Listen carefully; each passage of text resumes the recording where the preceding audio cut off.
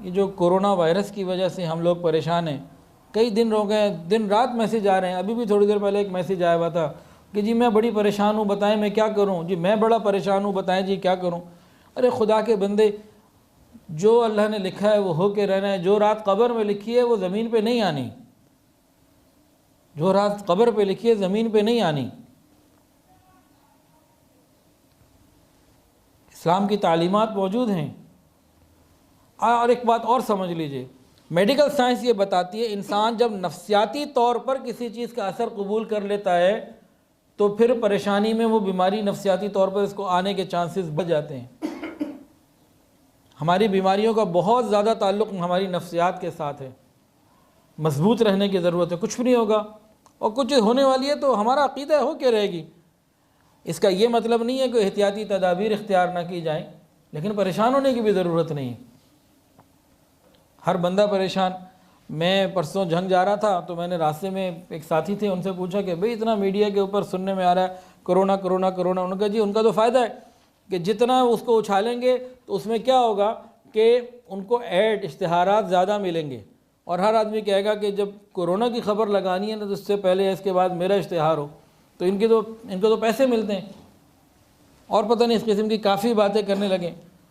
तो भाई हम क्यों ऐसे लोगों को फ़ायदा पहुंचा रहे हैं अपनी बेवकूफ़ियों की वजह से। हम अपना यकीन अल्लाह के साथ मजबूत रखें, अल्लाह खैर करने वाले इंशाअल्लाह। कुछ भी नहीं होगा और होना है तो उसको कोई रोक तो नहीं सकता। एक वाक़या सुन लिए, बनी इसराइल के अंदर एक कौम थी, वहाँ ताउन वग़ैरह की कोई बड़ी बीमारी आ गई और लोग उसमें वबा में परेशान होकर मरने लगे। तो वहाँ के लोगों ने सोचा कि हम यहाँ से निकलते हैं। तो एक रिवायत में 4000 और एक में कि 10,000 से ज़्यादा लोग थे। वो अपने इलाके को छोड़कर दो पहाड़ों के दरमियान उन्होंने अपने हिसाब से देखा ये जगह बड़ी महफूज है और बड़ी पुरफ़ज़ा लगती होगी उनको कि भाई यहाँ नहीं है ताउन आ सकता, यहाँ कुछ नहीं हो सकता। वो सारे के सारे उस इलाके को छोड़कर उस मैदान में आ गए जो दो पहाड़ों के दरमियान था। अल्लाह रब्बुल इज़्ज़त की तरफ से क्या हुक्म हुआ, एक ही वक्त में सारों को मौत आ गई, बग़ैर किसी बीमारी के, बग़ैर किसी वायरस के, बग़ैर किसी ताउन के, बग़ैर किसी सबब के सारों को मौत आ गई। क्या सेहतमंदों ने नहीं मरना, सिर्फ बीमारी वालों ने मरना है, सिर्फ कोरोना से ही मरना है? मौत तो आनी आनी है। अल्लाह रब्बुल इज़्ज़त ने उनको सज़ा दी। अब हज़ारों की तादाद, बाकी लोगों के लिए कब्र खोदना और कफनाना बड़ा मुश्किल, तो वहाँ उन्होंने कोई निशानी सी लगा दी और उसको ऐसे ही छोड़ दिया। अब जनाब गल सड़ गए और बड़ी लंबी तादाद।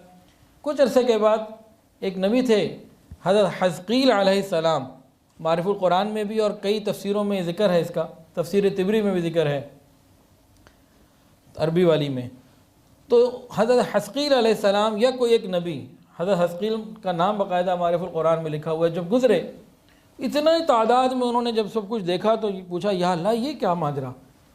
तो बताया गया, उन्होंने दुआ की या अल्लाह इन सबको दोबारा ज़िंदगी दे दे। तो अल्लाह रब्बुल इज़्ज़त ने अपने नबी की दुआ कबूल फरमाई, उन सबको ज़िंदगी दे दी। बता दिया कि ज़िंदगी मौत मेरे हाथ में है। ताउन से इतने नहीं मरे थे जितने बग़ैर ताउन के मर गए।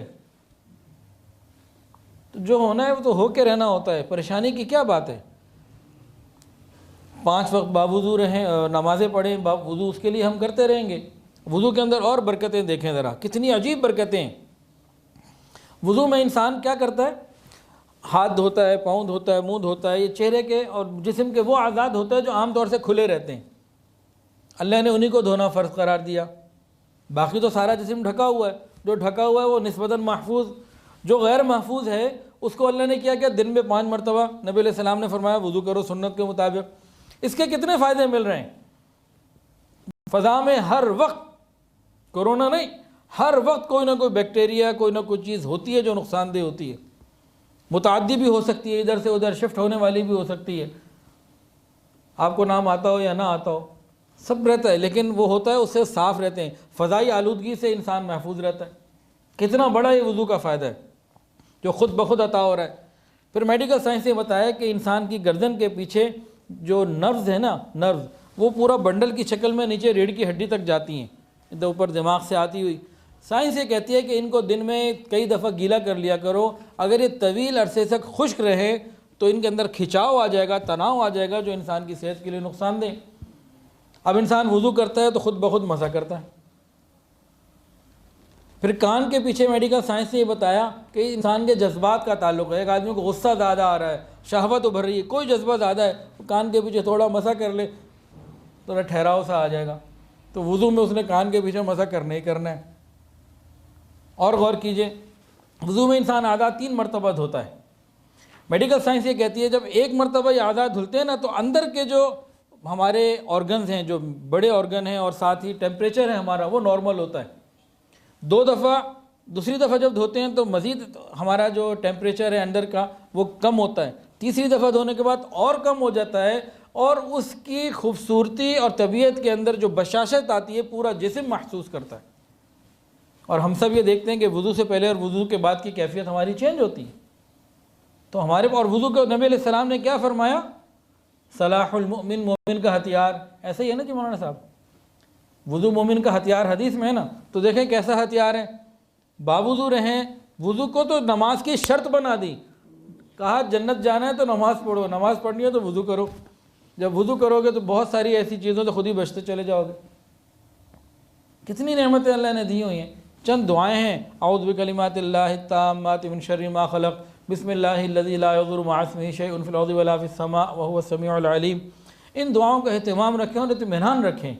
इसके लिए परेशान होना और परेशान करना, ये तो सीधा सीधा नफ्सियाती बनाने की और बनने की बात है। हिम्मत और हौसले की ज़रूरत है। मुसलमान हैं, परेशानियाँ गम अल्लाह की तरफ से आते हैं, आएंगे।